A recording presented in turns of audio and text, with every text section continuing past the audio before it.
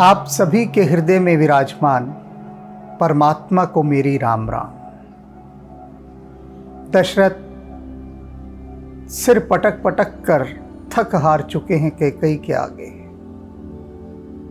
और जितना दशरथ उससे विनती कर रहे हैं, निवेदन कर रहे हैं, प्रार्थना कर रहे हैं, उसी अनुपात में कैकेयी और भड़कती जा रही है। स्थिति यहां तक पहुंच गई कि दशरथ ने उसके पैर पकड़ लिए और उसके पैर पकड़कर उससे कहने लगे कि तू इस सूर्यवंशी कुल के वृक्ष के लिए कुल्हाड़ी का काम मत कर, मत सर्वनाश कर इस कुल का, अयोध्या को ना उजाड़। यह जो दूसरा वर तूने मांगा है, राम के लिए 14 वर्ष का वनवास, उसे छोड़ दे, उसके बदले कुछ और मांग ले। और अब कैकेयी की स्थिति उस तांत्रिक के समान हो गई है जो शमशान में प्रेत सिद्धि के लिए साधना में लीन है और आसपास की किसी भी ध्वनि को नहीं सुन रहा। कोई भी आवाज उसे डिगा नहीं सकती, हिला नहीं सकती, प्रभावित नहीं कर सकती। दशरथ चीख रहे हैं, चिल्ला रहे हैं, रो रहे हैं, पुकार रहे हैं, सिर पटक रहे हैं, लेकिन कैकेयी अपनी प्रेत साधना में लीन है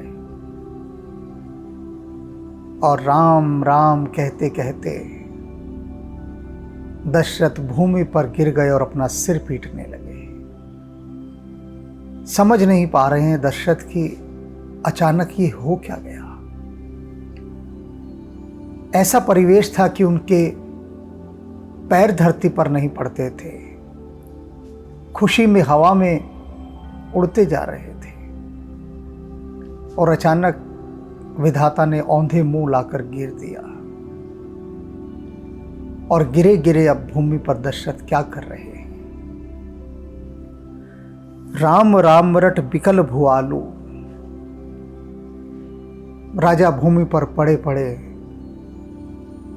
राम राम राम राम की ही रट लगाए हुए। दूसरा शब्द उनके कंठ से कोई फूट नहीं रहा, मात्र राम के,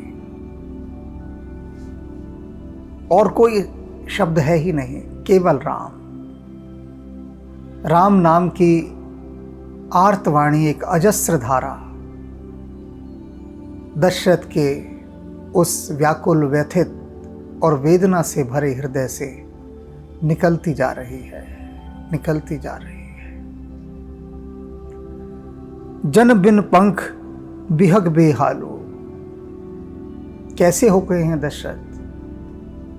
जैसे बिना पंखों का कोई पक्षी बेहाल तड़फड़ाता है, छटपटाता है। कभी अनुभव करें उस पक्षी की स्थिति जिसके पंख कट गए हों और वो भूमि पर गिर गया हो, तो उसका जो तड़पना होता है एक अलग ही प्रकार का होता है, बिल्कुल वैसा जैसे जल बिन मछली। ऐसे ही दशरथ भूमि पर पड़े पड़े इस समय तड़प रहे हैं। हृदय मनाओ भोर जन होए। और मन ही मन क्या सोच रहे हैं कि सुबह कभी ना आए। कैकेयी चाहती है कि सुबह होते ही राम वन के लिए चले जाएं, और दशरथ यह मना रहे हैं कि यह सुबह ही कभी ना आए, हमेशा रात ही रहे। राम ही जाए कहीं जन कोई। और कोई भी राम से जाकर यह बात ना कह दे कि कैकेयी की इच्छा है कि तुम सुबह होते ही वनवास के लिए प्रस्थान कर लो। दशरथ जानते हैं राम को यह समाचार मिलने भर की देर है और वे तत्काल सब छोड़कर चले जाएंगे। राम से डरे हुए हैं वो इस समय बहुत, कि राम तक ये समाचार न पहुंचे, अन्यथा दशरथ कुछ कहें या ना कहें, राम स्वयं ही वन में चले जाएंगे। उदौ करहु जन रविकुल गुरुहु। और अब वो क्या कह रहे हैं? भगवान सूर्य से प्रार्थना कर रहे हैं कि आप रघुकुल के गुरु हैं, हम सूर्यवंशी हैं और हम सूर्यवंशी के गुरु हैं। भगवान सूर्य से कह रहे हैं, अवध बिलो कुसूल होई उर, आप कल सुबह मत निकलिए, रात ही रहने दीजिए। आप सुबह उगेंगे, जागेंगे तो देखेंगे कि अयोध्या शोकग्रस्त हो गई है, क्योंकि सुबह होते ही राम वन के लिए चले जाएंगे और उसके बाद अयोध्या की जो स्थिति होगी वह आपके लिए भी असहनीय होगी। आप भी अयोध्या के दुख को सह नहीं पाएंगे। तो उत्तम यही है कि आप उगिए ही नहीं, रात को ही रहने दीजिए, यहां आप पदार्पण न कीजिए। बिलपत निरपही भय हो भुनसारा। अब कह रहे हैं कि इसी तरह से बिलखते बिलखते, कलपते कलपते सुबह हो गई। वीणा वेणु शंख धुनि द्वारा, वीणा की, शंखों की और बांसुरी की, इनकी ध्वनियों से राजमहल गूंज उठा। महलों की ये परंपरा है कि सुबह होते ही वहां पर वाद्य यंत्र बजने लगते हैं। ये अलार्म है उनका, राजाओं का। अलार्म क्या होते थे कि मधुर ध्वनियां वे जो मन को, चेतना को प्रसन्न कर दें। तो बांसुरी वादक बांसुरी बजा रहा है, कोई शंख बजा रहा है, कोई वीणा बजा रहा है। और सोते सोते जब ये ध्वनियां सुनने को मिलती हैं तो जी एक गहरी शांति में चला जाता है, मन शांति से भर जाता है। ऐसे वाद्य यंत्र प्रतिदिन सुबह राजाओं को उठाने के लिए बजाए जाते हैं और वही बजने आरंभ हो गए। पढ़ई भाट गुण गावे ही गायक। और जो गायक हैं वे वहां पर वृदावलियां गा रहे हैं, वंश की कीर्ति का गान कर रहे हैं। सुनत निरपही लघु लाग ही सायक। और दशरथ को ये सब स्तुतियां, मंत्रों की ध्वनियां, बांसुरी, वीणा, गायकों के सुमधुर स्वर, ये सभी चीजें तीर के समान लग रही हैं, बहुत कष्ट दे रही हैं। मनस्थिति बदल गई ना। वस्तुएं वही होती हैं, लेकिन हमारी मन की स्थिति के अनुसार वे अपना प्रभाव बदल लेती हैं। मन दुखी है तो चांदनी भी लू के समान लगती है। मन प्रसन्न है तो लू भी ऐसा लगता है कि जैसे चांदनी हो। सभी का गुण धर्म मन बदल डालता है। मन की यह शक्ति है, मन का यह प्रभाव है। जैसा वह होगा उसी के अनुसार वह बाहरी पदार्थों से सुख और दुख को ग्रहण करता है। तो ये जो मांगलिक ध्वनियां हैं जिन्हें सुनकर कल तक दशरथ हर्षित थे, शक्ति मिलती थी उनको, नाच उठ रहे थे, ये सारी मांगलिक ध्वनियां आज दशरथ को तीर के समान घाव दे रही हैं, कष्ट दे रही हैं। मंगल सकल सुहाहिन कैसे, सह गामनी ही विभूषण जैसे। और ये सारी मंगलमय ध्वनियाँ उनको क्यों नहीं सुहा रही, क्यों नहीं अच्छी लग रही, जबकि सेहत सामान्य है, सभी को अच्छी लगनी चाहिए। लेकिन दशरथ को ये अच्छी नहीं लग रही। कैसे? अब ये उदाहरण दे रहे हैं तुलसीदास जी समझाते हुए कि जैसे सती होने जा रही स्त्री को आभूषण अच्छे नहीं लगते, उसी प्रकार से दशरथ को भी ये जितनी मांगलिक ध्वनियां हैं सब निरर्थक, निसार और पीड़ादायक लग रही हैं। तेहिनिस नींद परी नहीं काहू, राम दरस लाल सा उछाओ। पूरी रात अयोध्या में किसी को नींद नहीं आई, क्योंकि सभी के मन में राम के दर्शन करने का उत्साह था कि सुबह राम का राज्याभिषेक होगा। अयोध्या सजी हुई है, सब लोग देर देर तक बैठे हुए बात कर रहे हैं। नींद किसी की आंखों में ही नहीं है तो केवल एक उत्साह का भाव कि सुबह राम के दर्शन करने को मिलेंगे। इसी उत्साह में कोई सोया नहीं। द्वार भीड़, राजा के द्वार पर भीड़ लग गई सुबह। सेवक सचिव कहीं ही उदिर भी देख, सेवक सचिव मंत्री सभी इकट्ठे हो गए वहां पर जितने थे राजा के द्वार पर, और देख रहे हैं कि सूर्योदय हो चुका है। जागे हूं अजहुन अवधपत, कारण कवन विशेष। और कहते हैं ये क्या कारण हो गया आज। अवधपति महाराज दशरथ अभी तक नहीं जागे, हम सब लोग द्वार पर आकर खड़े हो गए हैं और महाराज दशरथ कहीं दिखाई नहीं दे रहे। कोई विशेष कारण लगता है, वरना ऐसा हो नहीं सकता। वे तो इतने संवेदनशील हैं इन बातों को लेकर कि स्वागत के लिए सबसे पहले वे खड़े होते हैं आकर, और आज उनका कोई अता पता ही नहीं है। आज अता पता नहीं है, जबकि आज तो सबसे पहले होना चाहिए। तो ये आपस में सब लोगों में खुसर फुसर एक चर्चा होने लगी कि क्या कोई खास बात है भाई, क्या बात है। अब बात किसी को पता ही नहीं क्या बात है। पछिले पहर भूप नित जागा, आज हम ही बड़ अचरज लागा।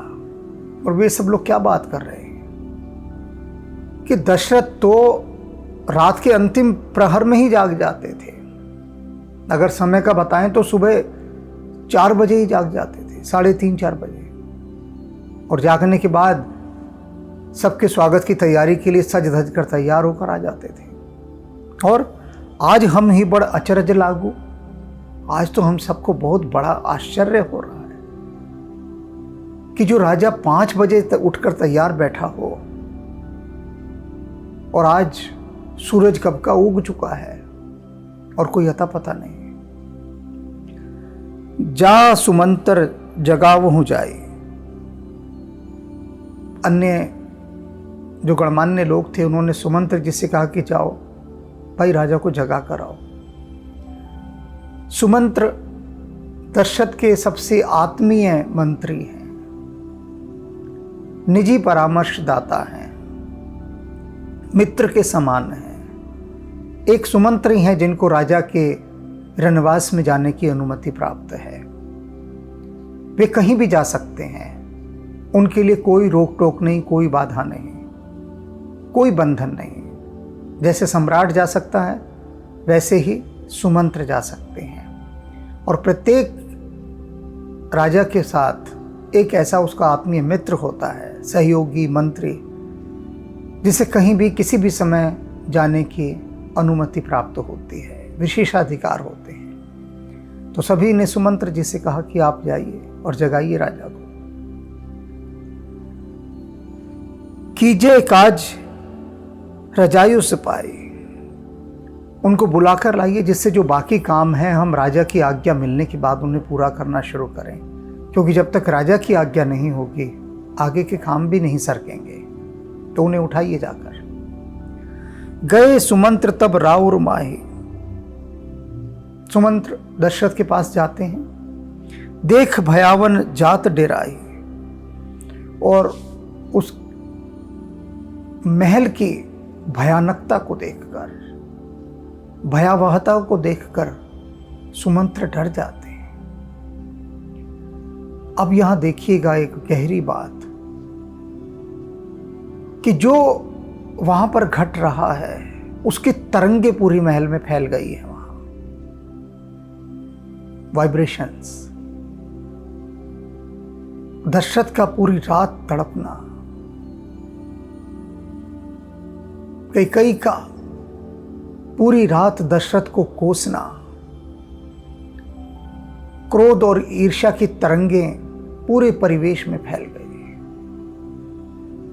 और उन्होंने पूरे परिवेश को भयानक कर दिया, डरावना कर दिया। सुमंत्र बहुत अच्छे रिसीवर हैं, ग्राहक हैं, गुण ग्राहकता है उन्होंने, वे पकड़ सकते हैं इन तरंगों को और तत्काल पकड़ लिया। उनकी रिसेप्टिविटी इतनी ज़्यादा है, तत्काल पकड़ लिया कि यहाँ बहुत भय है परिवेश में।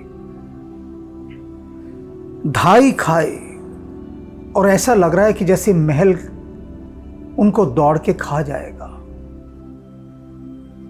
ऐसा वो अनुभव कर रहे हैं महल को देखकर। जैसे कोई भयानक कुत्ता बंधा हो और वो देख रहा हो और लगता है ना कि अभी ये भागेगा दौड़ के और काट खाएगा, तो ऐसे ही दशरथ को ये महल काट खाने को दौड़ रहा है कि जैसे खा जाएगा। जन जाई ना हीरा, उस महल के परिवेश की तरफ देखा ही नहीं जा पा रहा। इतना भय उत्पन्न हो रहा है कि देखने का भी साहस नहीं हो रहा कैकेयी के उस महल की तरफ। मानो विपत बिसात बसेरा, ऐसा लग रहा है कि जैसे मुसीबतों का और दुखों का वहां पर बसेरा हो गया हो। ऐसी तरंगे वहां पर बह रही थी। पूछे कौन ने उत्तर दे, सुमंत्र ने अनेक दास दासियों से पूछा वहां पर कि भाई क्या बात है, क्या हो गया, ये ऐसा मनहूस क्यों हो गया है महल। कोई उत्तर ही नहीं दे रहा, सब चुप, जिससे पूछें वही चुप। गए जेहि भवन भूप कैकेयी, सुमंत्र फिर वहां गए उस कक्ष में जहां पर कैकेयी और दशरथ थे। कह जय जीव बैठ सिर नाई, और जय जीव का नारा उन्होंने लगाया, नमस्कार किया और वहां बैठ गए जाकर। देख भूप गति गए हूं सुखाई, दशरथ की ऐसी हालत देखकर कि भूमि पर पड़े हैं, मुकुट गिरा हुआ है, वस्त्र अस्त व्यस्त हैं, सुमंत्र का सारा शरीर सूख गया दशरथ की ऐसी दशा देखकर। मित्र थे उनके, मंत्री हैं उनके, प्रेम सम्मान और श्रद्धा करते हैं दशरथ के प्रति, कैसे देख सकते हैं दशरथ की ऐसी दशा। सोच विकल विवरण मही परे हो, देखा कि राजा जो है सोच चिंता से व्याकुल हुए हैं और उनका रंग उड़ा पड़ा है सारा।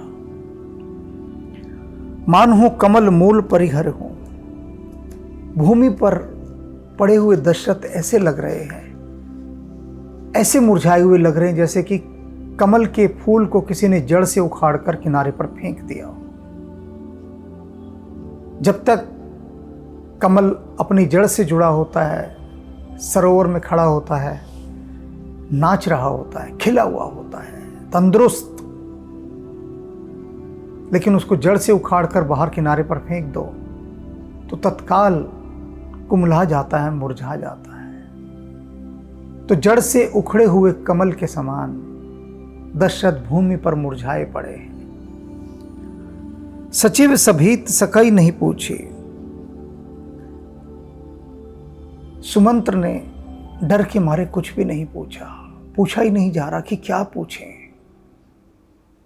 देख रहे हैं दशरथ की स्थिति, वो बताने की स्थिति में नहीं देख पा रहे हैं, तब पूछिएगा क्या। बोली अशुभ भरी शुभ पूछूंची, तब वह अशुभ भाव से भरी हुई, जिसमें शुभ कण मात्र भी नहीं था, ऐसी केकई सुमंत्र की ओर देखकर उनसे कहती है, परी न राजही नींद निस हेतु जान जगदीश। कहती राजा रात भर नहीं सोए, हेतु जान जगदीश, भगवान ही जाने क्या बात है, मुझे तो समझ नहीं आ रहा। सारी रात जागे हुए, सारी रात से सोई नहीं, और कारण ईश्वर जानता है, मैं नहीं जानती। राम राम रट भोर किए कहूं ने मर्म महेश। सारी रात एक ही रट, राम राम राम, और कुछ नहीं। पूरी रात इसी रट में निकाल दी और सुबह कर दी दशरथ ने। केकई कह रही है, और अपने मन की बात कहते नहीं है कुछ, कि क्यों ये रट लगा रखी है राम राम की, और क्यों पड़े हैं इस तरह से, कुछ भी नहीं बता रहे। आनो हो राम ही बेग बुलाए, एक काम करो सुमंत्र, तुम जल्दी से राम को बुला लाओ। समाचार तब पूछूं हूं आई, और तब आकर हालचाल पूछ लेना महाराज का क्या हाल है, पहले राम को बुला लाओ। चले हूं सुमंत्र राय रुख जाने। सुमंत्र ने दशरथ की ओर देखा, दशरथ की आंखों से ही वो पहचान गए कि दशरथ कह रहे हैं कि हां जाओ, राम को बुला लाओ। राय रुख जाने, राजा का रुख क्या है, दशरथ की इच्छा क्या है, जान गए सुमंत्र इशारों से ही। लख कुचाल कीन्ही कछुराने, और फिर उन्होंने केकई की ओर देखा और समझ गए कि ये इसी की कोई बुरी चाल है, कोई षड्यंत्र है इसका। सुमंत्र असाधारण मंत्री थे, उड़ते परिंदे के पर गिन लें ऐसे। जिस ढंग से केकई बात कर रही है, जो उसकी शैली है, जो उसकी भाव भंगिमाएं हैं, जो बॉडी लैंग्वेज है, उन सब से सुमंत्र ने अनुमान लगा लिया कि कुछ इसने गड़बड़ की है। क्योंकि केकई बिल्कुल ठीक ठाक है, कोई उसके चेहरे पर, स्वर में किसी भी प्रकार का कोई दुख का भाव दिखाई नहीं दे रहा। दशरथ की ऐसी अवस्था देखकर स्वाभाविक तो ये था कि सुमंत्र के आते ही वह चीख चिल्ला के कहती कि अरे देखो महाराज को क्या हुआ, वैद्य को बुलाओ, ये करो वो करो, जो स्वाभाविक था। वह तो हंस के कह रही है कि पता नहीं राजा को क्या हुआ। रात भर पड़े पड़े राम राम राम बोलते रहे, मन में क्या है इनके किसी को बता भी नहीं रहे हैं, और विधाता ही जाने क्या कारण है। सब समझ गए सुमंत्र। सोच विकल मग परिहि न पाओ, बहुत चिंतित हो गए, व्याकुल हो गए सुमंत्र। क्या हुआ होगा आखिर, ऐसा सोचते रहे। क्या केकई ने कह दिया होगा दशरथ को। दूर दूर तक सोचने में बात नहीं आ रही। सोच सोच के जब थक गए तो व्याकुल भी हो गए, साथ साथ व्याकुलता भी चल रही है। आप स्वयं सोचिए, आप सुमंत्र के स्थान पर हैं तो यही स्थिति होनी है। कोई भेद ही नहीं लग पा रहा। मग परिहे न पाओ, रास्ते पर पैर ही नहीं पड़ रहा था, उठते ही न थे पैर। महाराज दशरथ को इस तरह से छोड़कर जाना, लेकिन जाना भी होगा क्योंकि राम को बुलाना है। और मन ने अपना चक्का घुमा दिया सोच का कि सोचते रह बेटा कि हुआ क्या है यहां। सोच का उत्तर मिलेगा नहीं तो व्याकुल हुआ, वही हो रहा है। राम ही बोली कहीं ही कराओ, सोच रहे हैं कि राम को मैं ले तो आऊंगा, राम आ भी जाएंगे, लेकिन राम से दशरथ कहेंगे क्या, क्योंकि मुझसे भी कुछ नहीं कहा। मुझसे तो वे कोई बात नहीं छुपाते, हर बात कह देते हैं, हर बात, क्योंकि सुमंत्र दशरथ के हमराज थे। कहते मुझसे भी बात नहीं कही उन्होंने, क्या कहेंगे वे राम से। उर्धर धीरज गए हूं द्वारे, पूछी सकल देख मन मारे। और किसी तरह से वे कैकेयी और दशरथ के उस कक्ष से बाहर निकल कर आए। उर्धरी धीरज, किसी तरह से हृदय में धैर्य धारण किया। गए हूं द्वारे, और द्वार तक आए, दरवाजे तक आए चलते हुए धीरे धीरे। पूछे ही सकल देख मन मारे, वहां लोग इंतजार में खड़े थे, प्रतीक्षा में कि सुमंत अंदर गए हैं, अभी हालचाल पूछकर आएंगे कि क्या बात हुई, दशरथ अभी तक जागे क्यों नहीं, सब ठीक है, कुशल मंगल तो है। सब उदास खड़े थे, मन मारे हुए, इंतजार में सुमंत्र के। सुमंत्र आते हैं बाहर, समाधान करी सो सभी का, गए हूं जहां दिनकर कुलटी का। बाहर आए और किसी तरह से लोगों को समझा बुझा कर टाला कि अभी पता लग जाएगा, ठहरो। कुछ उपाय किए जिससे लोगों को संतुष्ट किया कि महाराज दशरथ क्यों नहीं आ पा रहे हैं। और उसके बाद सुमंत्र कहाँ जाते हैं, गए हूं जहां दिनकर कुलटी का। तुलसीदास जी राम के लिए इतने सुंदर सुंदर प्रतीकात्मक नामों को चुनकर लाते हैं कि सुखद आश्चर्य होता है। अब कहते हैं सुमंत्र कहाँ गए, राम के पास गए, ये नहीं कहा।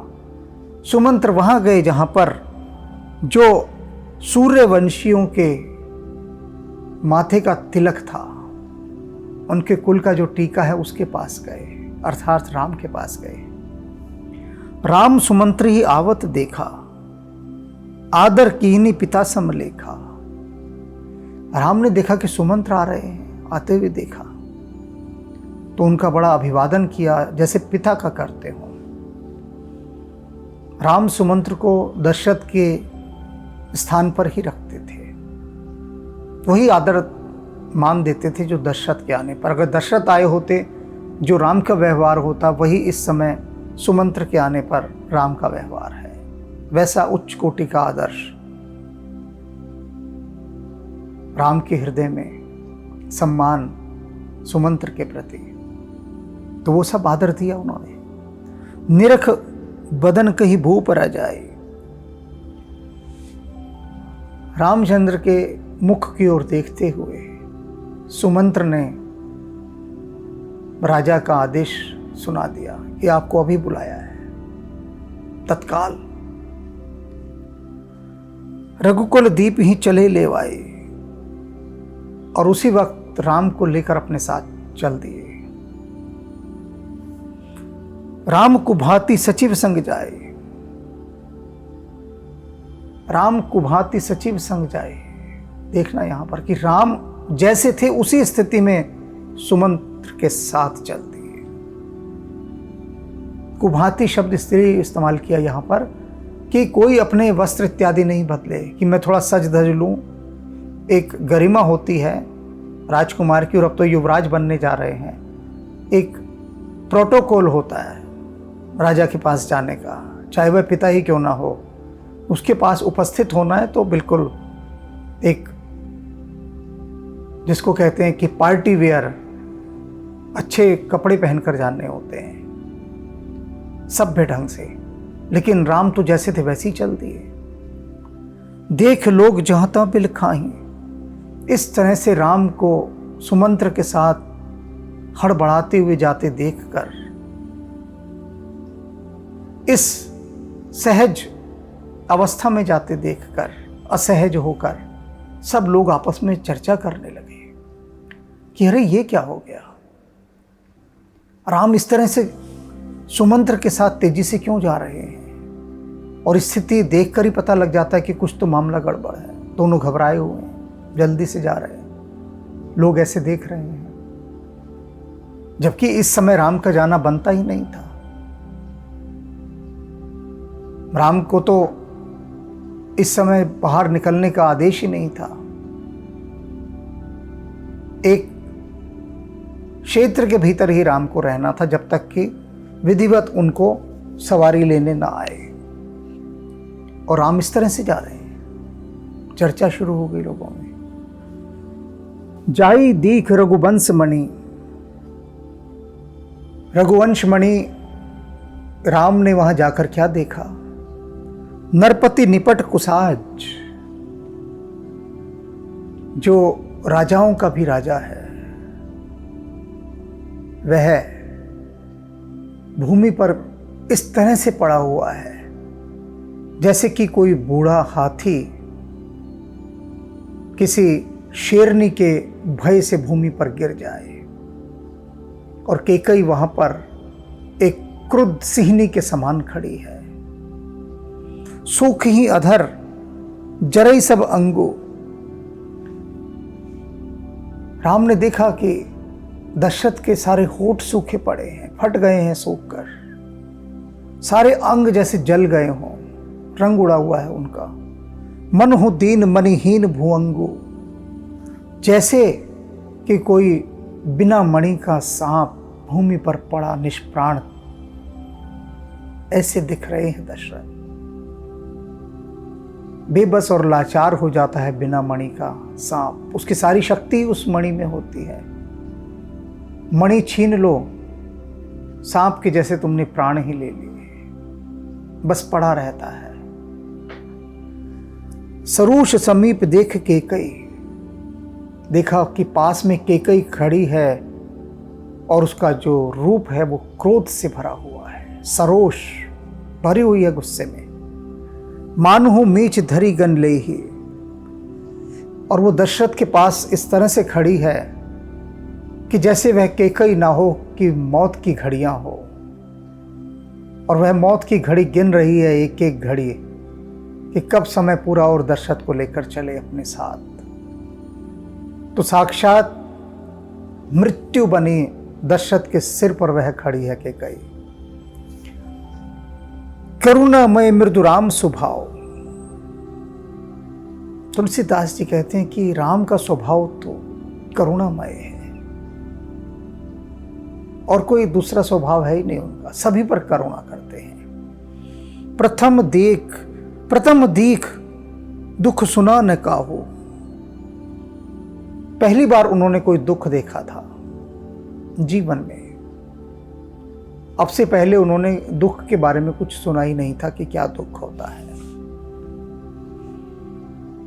बचपन से आज तक जैसे कि सिद्धार्थ के साथ रहा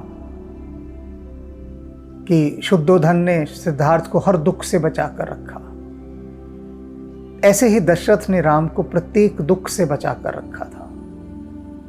सहज ही बचे हुए थे। कोई घटना ही ऐसी नहीं घटी जिससे कि लगे कि दुख क्या होता है।